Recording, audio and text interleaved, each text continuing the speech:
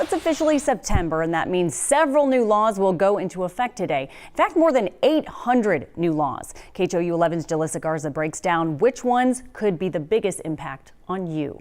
Hundreds of laws are bringing big changes to Texas, from education to water infrastructure. Governor Abbott signed more than 1,000 bills that came out of the regular legislative session, including over 200 that took effect immediately. But today, here are 4 big ones taking effect.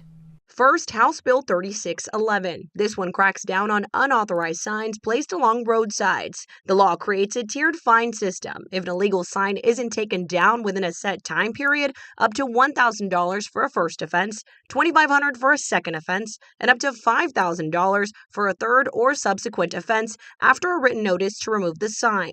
People in violation will receive written notice before fines are issued. Second is Senate Bill 1164.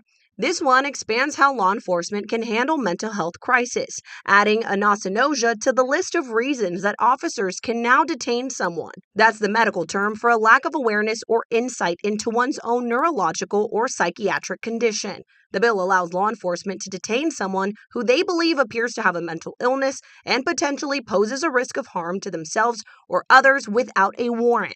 Critics worry the law could be used to unfairly target homeless populations. There are 2 major bills that gained attention during the 89th legislative session focused on education. Senate Bill 2, the School Voucher Bill, which creates one of the largest school voucher programs in the country. Parents will be able to pay for their children's private school tuition or other education-related expenses with public tax dollars.